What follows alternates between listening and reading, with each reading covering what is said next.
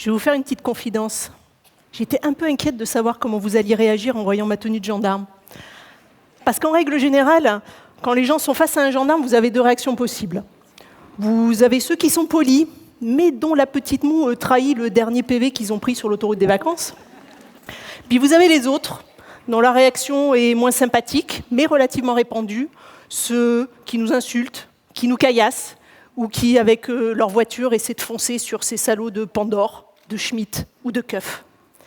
Et lorsque vous êtes un gendarme féminin, vous avez parfois droit à une troisième option. Et je vais vous raconter une petite anecdote. Quand j'étais sur le terrain en 2004, en tant que lieutenant, à l'époque, on était peu d'officiers féminins. On était 1,5% des officiers de gendarmerie. Nous sommes 7% à l'heure actuelle. Je servais sur une compagnie où venait de s'ouvrir le Centre national de rugby de Marcoussis. Et dans ce cadre-là, il y avait un certain nombre de commissions de sécurité qui étaient organisées par la sous-préfecture. Donc, quelques semaines après l'ouverture du centre, une visite est organisée in situ, alors que l'équipe de France a pris ses quartiers dans les bâtiments. Donc nous cheminons, nous faisons notre visite, et à un moment, nous traversons la salle de musculation, où s'entraîne une partie de l'équipe de France. Et au moment où nous passons, j'entends une petite remarque fusée, et je comprends immédiatement qu'elle m'est destinée. « Ah, je dirais pas non à une fouille à corps », lance un des joueurs à la cantonade, probablement pour faire rire ses petits camarades. Alors, je vous ferai grâce de la remarque qu'il a prise en retour, mais tout ça pour vous dire que, et je ne vous donnerai pas le nom, mais tout ça pour vous dire que lorsque vous êtes un gendarme féminin, eh bien c'est parfois la double peine. Parce que non seulement vous avez le ressenti qu'expriment les gens contre l'uniforme et l'autorité qu'il représente, mais en plus, vous avez le fait d'être essentiellement perçue comme une femme, une gendarmette, dont on aimerait bien qu'elle vous passe les menottes, dont on pose la question pendant une perquisition, mais pourquoi vous êtes gendarme? Une femme, c'est fait pour être à la maison? Ou à qui on refuse de répondre parce qu'on ne parle pas aux meufs. Et toutes ces remarques sur le terrain, je les ai entendues. Et mes camarades féminines, qui sont en unité opérationnelle, les entendent régulièrement. Pourtant, nous sommes des gendarmes à part entière. Nous sommes 17% des militaires de la gendarmerie qui assurons quotidiennement la sécurité de la population et apportons une diversité et une vision complémentaire de la sécurité. Il est très important que la diversité de la société soit représentée dans les forces de sécurité intérieure et que les femmes puissent identifier certaines problématiques de sécurité. Sans leur vécu, leur connaissance, leur sensibilité, certaines questions ne seraient pas posées et certaines problématiques ne seraient pas perçues.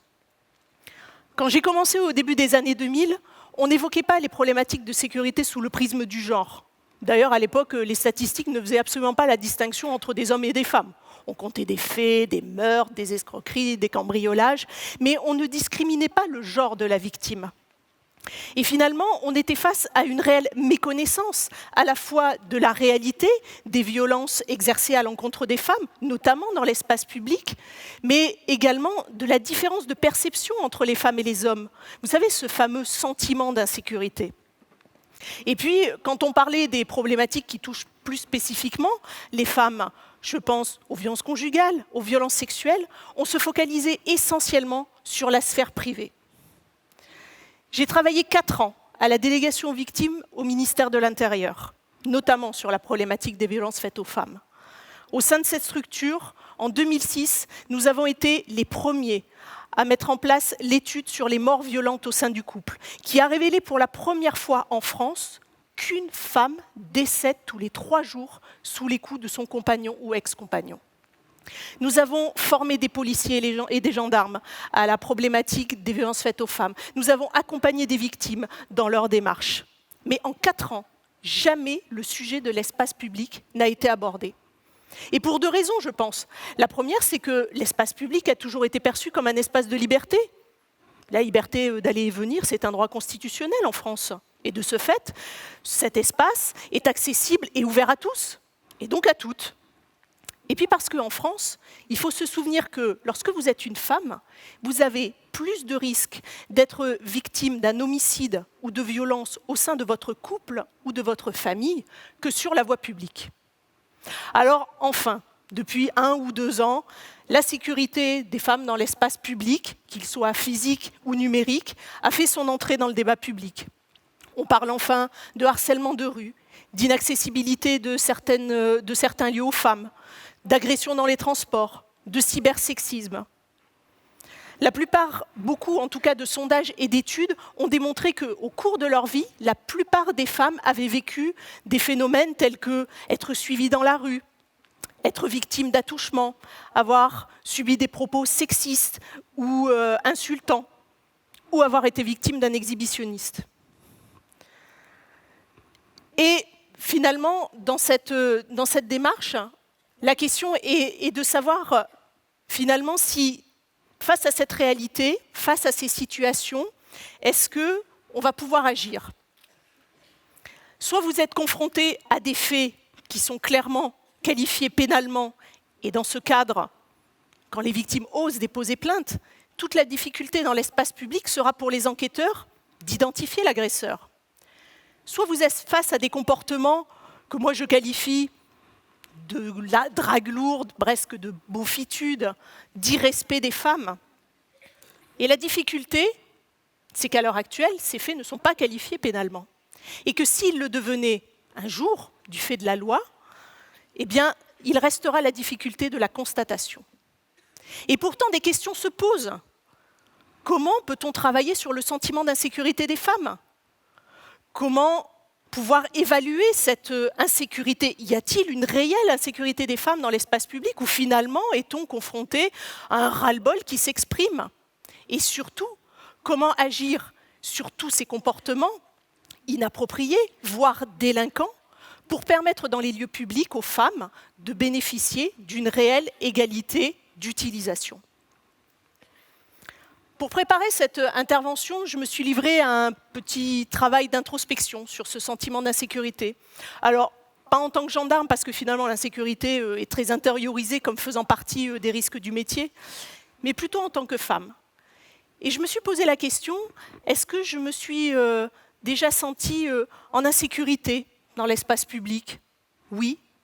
Il m'est revenu en particulier un souvenir il y a quelques années dans une station de métro déserte à 22h où je me suis retrouvée suivie puis encadrée par deux individus que j'ai trouvés particulièrement insistants.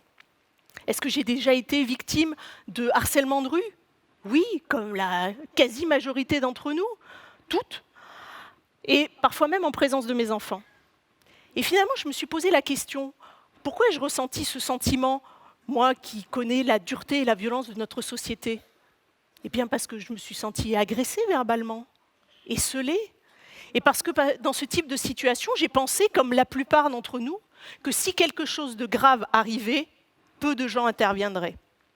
Vous savez, cette fameuse dilution de responsabilité.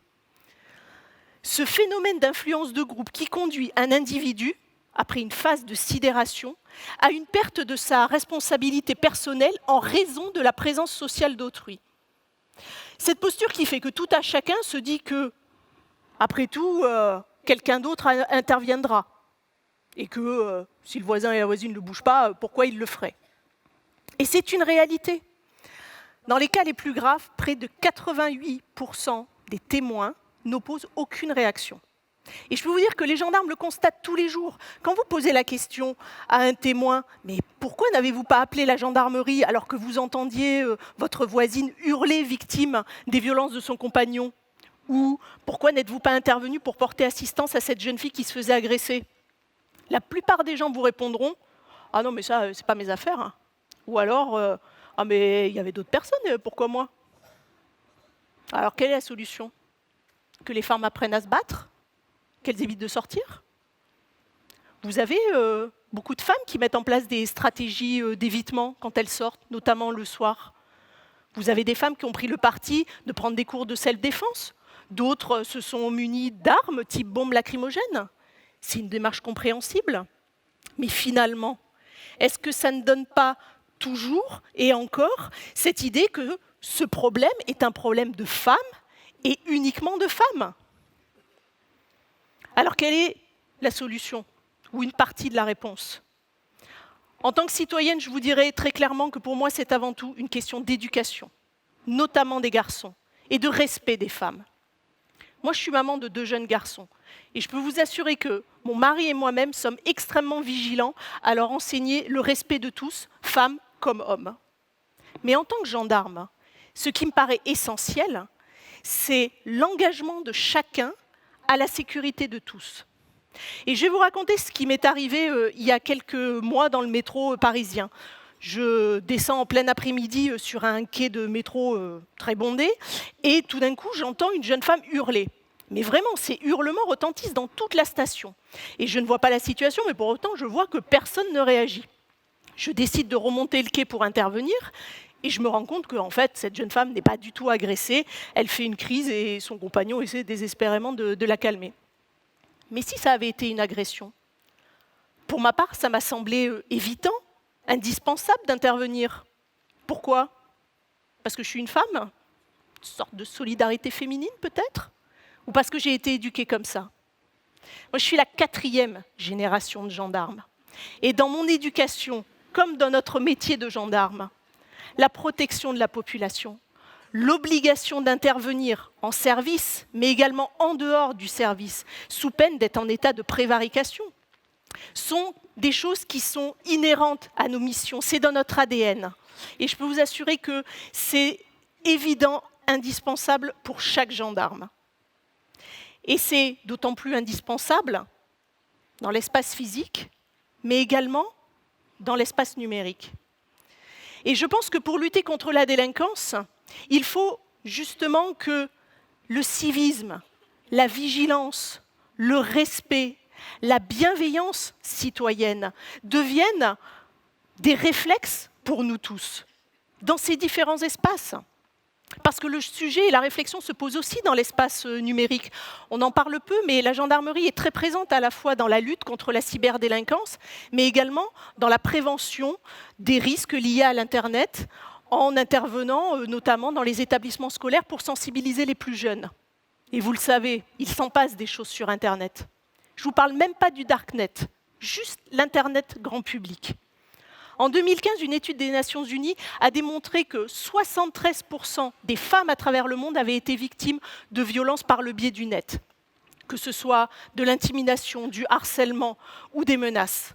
Et là encore, une éducation à l'utilisation en sécurité de l'Internet, mais également la vigilance et l'engagement des internautes permettent de signaler et de faire retirer un certain nombre de contenus, de photos, de vidéos, de propos qui relèvent clairement du cybersexisme, notamment par le biais d'une plateforme qui est hébergée au ministère de l'Intérieur.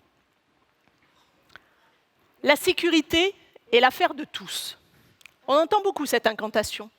Mais cela doit devenir beaucoup plus qu'un slogan, qu'une punchline. Ça doit être une réalité dans notre pays. Et dans un pays jacobin comme le nôtre, c'est une petite révolution culturelle.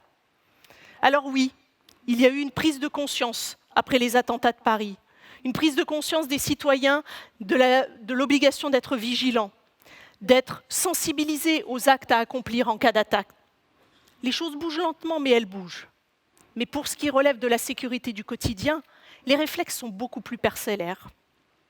Je pense qu'il faut dans notre pays éduquer la population. Il faut une réelle éducation à la citoyenneté. Il faut que la vigilance et l'engagement de tous soient enseignés, notamment aux plus jeunes. Que le respect entre les femmes et les hommes soit affirmé. Comment réagir face à des violences, des incivilités? Comment faire reculer le sentiment d'insécurité, notamment ressenti par les femmes? Comment vivre finalement dans une société plus apaisée? Voilà ce qui doit nous animer si nous voulons une société plus sûre et de ce fait plus égalitaire.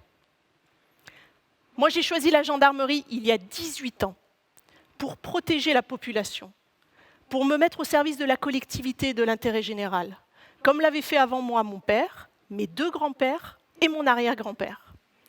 Et pour aussi démontrer que les femmes ont toute leur place dans les métiers d'autorité et de responsabilité, et qu'elles y sont légitimes. Moi, j'ai choisi le métier de la sécurité.